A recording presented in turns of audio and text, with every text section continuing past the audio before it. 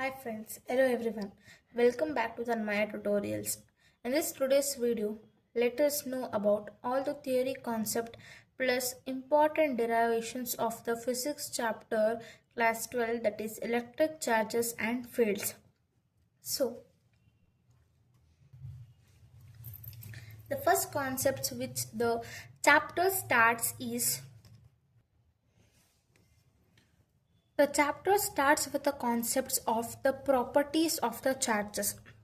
Here, it's a very important question for your examination point of view. They will ask what are the properties of the charges, where you have to write these 3 points with the explanation.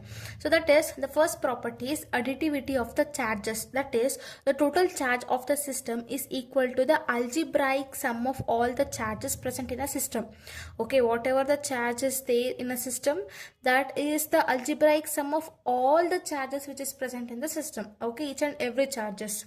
Next is conservation of the charges. That is, charges can neither be created nor be destroyed. The total charges in the system is isolated, okay, and it will be remains constant. Next, third point is quantization of charges. That is, total charge of the system is equal to the integral multiple of basic or fundamental charge, which is nothing but if I consider the total charge of the system is Q, that Q will be equal to N into E. So where N is total number of electrons, where E is a charge of each electron, that is charge of each charge particle. Okay, that is what they are saying, integral multiple of basic or fundamental charge. Here, what is the basic or fundamental charge? That is a charge of an electron or charge of a proton, right? Both the charge are equal, that is equal to 1.6 into 10 power of minus 19. Okay, so therefore they are saying the total charge of a system is a integral multiple of basic charge. Basic charge is nothing but a charge of an electron, that is equal to 1.6 into 10 power of minus 19. Okay, so that is the thing, that is Q is equal to N into E. You have to write this formula. So that is the thing. So next point.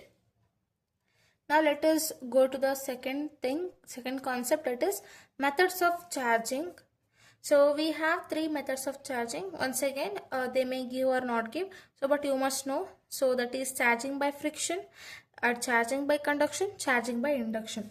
Charging by friction is nothing but a process of charging the body by rubbing with another body. Here both the bodies what we are taking is uncharged body. So we are rubbing with each other and creating the charge in them. Next is charging by conduction, where uncharged body is charged by touching with charged body. Here what happens means, in conduction we will take one as charged body, another one is uncharged body. So uncharged body we will make it as charged by touching with the charged body. Okay, next is charging by induction. Same process as that of the conduction, where uncharged body is being charged using the charged body but without touching or without bringing contact with each other. Okay, so next thing is we have the third thing as detection of charged body. So they have given one of the instrument called as gold leaf electroscope. Okay, so it is a device which is used to detect and check the nature of the charge, what type of charge is present, positive charge, negative charge. Okay, like that type of charge can be understood by gold leaf electroscope. And that was about the small thing, that is you must know which device is that. Okay, so now let us move on to the next thing. Important definition, that is Coulomb's law in electrostatics. So what is meant by Coulomb's law in electrostatics? They will ask as states Coulomb's law in electrostatics. Not only Coulomb's law in electrostatics, we have in magnetism also, that is also very important. So if you remember this one thing, so similarly it will goes to the magnetism also. Okay, so first thing is what it will say is, let us understand. So force between any 2 point charges is directly proportional to the magnitude of product of charges and inversely proportional to the square of the distance between them. Here Coulomb's law of electrostatics states what is meant by that means whenever there is a two charges, if I consider the two charges, so there is always a force of attraction between them. Okay, if I consider two charges, there's a force of attraction between them.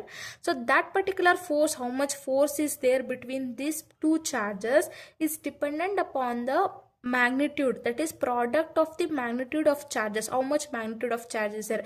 This is 2 coulomb, this is 3 coulomb, and product if I do means that 3 2s are 6, like that. Okay, and it is inversely proportional to the square of the distance between them.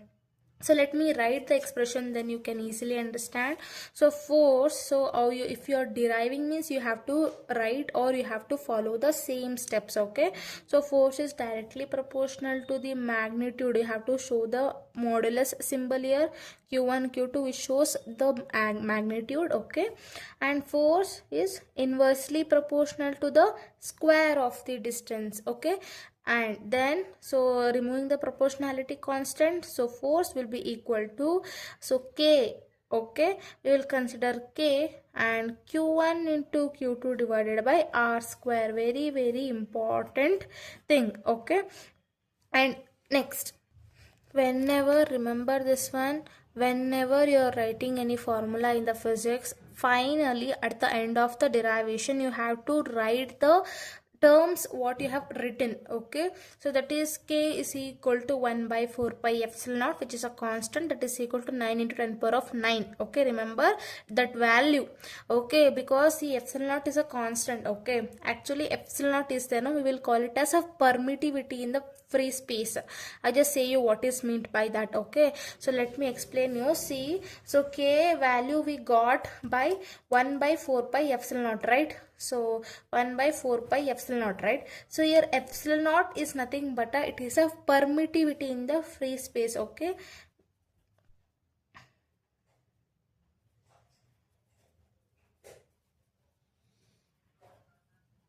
and this particular permittivity in the free space is nothing but a number of electric field lines that can be allowed through the free space. Okay, how many number of electric field that can be passed through the free space itself is called as epsilon naught, that is the permittivity in the free space, and that value is constant, that is 8.856 into 10 power of minus 12. Okay, important this one, remember.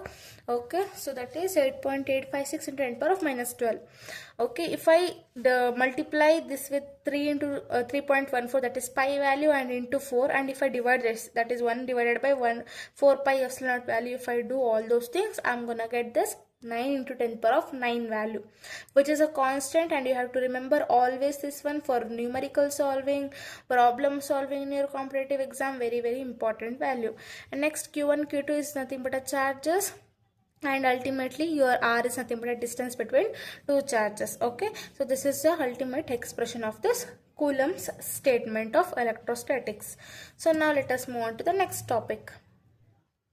So here we have another one concept called as relative permittivity, where relative permittivity is nothing but the ratio of permittivity in the medium to the permittivity in the free space. Always remember, wherever you get this term called as relative, relative is nothing but a comparison of one term with another term. That is only the meaning of relative. Here we are comparing the permittivity in medium to the free space. So I have already said about the epsilon naught, right? This is the epsilon naught is nothing but a permittivity in free space, right? So similarly we have another one which is called as epsilon. Okay, where this is a permittivity in the medium, that is the number of electric field allowance in the free space. Here number of electric field allowance in the medium, electric field lines. Okay, allowance, it's a thing allowed. Okay, so that is a thing. So here we know that force is equal to what? That is k, that is 1 by 4 pi epsilon naught, that q1 q2 divided by r square. Okay, this is what here we have taken epsilon naught. It's a thing but this is a force in the free space, f naught. Similarly f, that is force in the medium, let me consider fm. Okay, where you can understand easily. So 1 by 4 pi epsilon, which is nothing but epsilon is nothing but the permittivity in the medium. Okay, that will be q1 q2 divided by r square. So here we can take a relation, we can say the definition in another way, that is ratio of permittivity in medium to the permittivity in free space, right? So therefore can I take it as f naught by fm?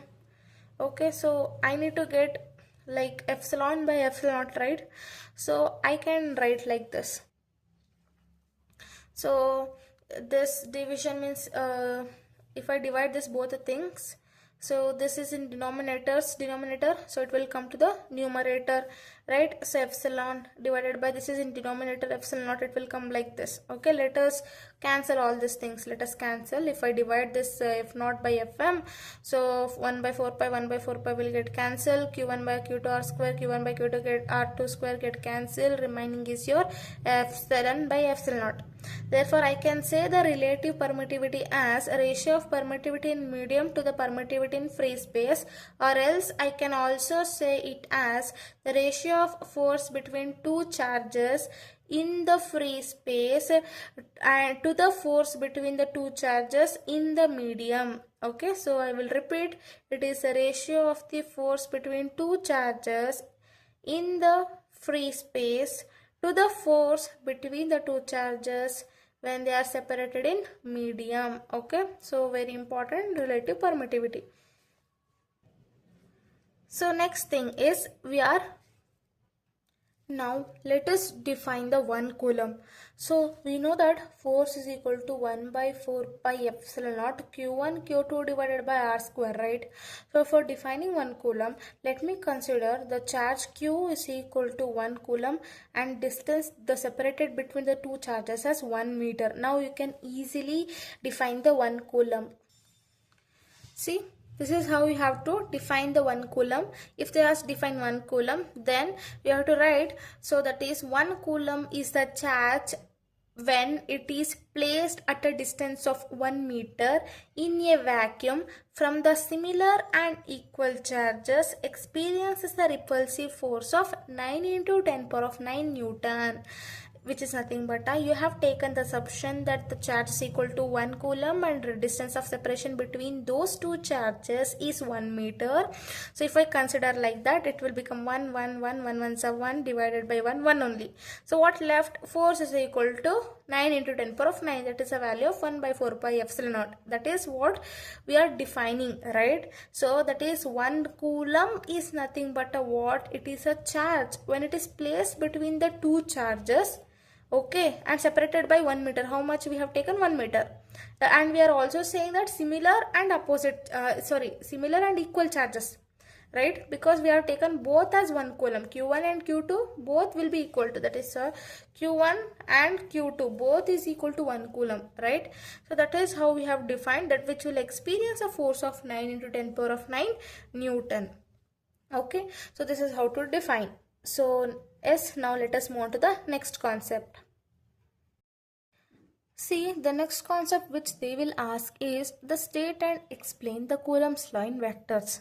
See, that time I have given the definition, no? You have to write the same definition. But one thing what you have to make is you have to draw one of the diagram, which I will show you. Definition is same, okay? That is, you have to write that is force between any two charges so is directly proportional to the magnitude of the product of charges and inversely proportional to the square of the distance between them. So definition remains the same, where you have to draw one of the diagram. So how you're gonna draw is, so let me consider the diagram here. So let me take the axis here like this. Okay, let me consider two charges because I want to show the vectors. Vectors is nothing but a direction. So right, so I have to show the directions. Let me consider q1 charge and q2 charge. Okay, so let me consider the two distances from the origin. The q1 has been separated for r1 distance, and whereas q2 has been separated with the r2 distance. I'm giving the vector symbol here because I'm showing the directions here, right? So next what you have to do is, So next, the force. Okay, so obviously your q1 and q2 charges is there, right? So force will be applied on q1. So q2 charge will apply the force on q1 charge, right? That is what, like in this direction, that is force on 1 by 2, that is force on first charge by the second charge. Similarly, like this, okay, like this it will apply. So similarly, this charge will apply the force on this particular direction, that is F21, that is force applied on the second charge by the first charge. So this is what you have to draw the diagram here, okay? And then you have to show that particular F12 as well as F21. F12 is equal to 1 by 4 pi epsilon naught q1 q2 divided by, you have to write r12, not only r, you have to write r12, because here you are taking directions, right? Obviously you are taking vectors means you have to show the caps, right? That is direction, unit vector, you have to show unit vector r cap 1 comma 2, okay, that is 1 2. Okay, where you have to write that r12 vector, sorry, you have to write vector here because it's a direction. r12 vector is equal to r1 vector minus r2 vector, right? Similarly, you have to show that is f21, okay, f21 vector is equal to 1 by 4 pi epsilon naught, okay, q1 q2 divided by r21 vector into r cap, that is unit vector you are writing, okay, where r21 vector is equal to r2 vector minus r1 vector.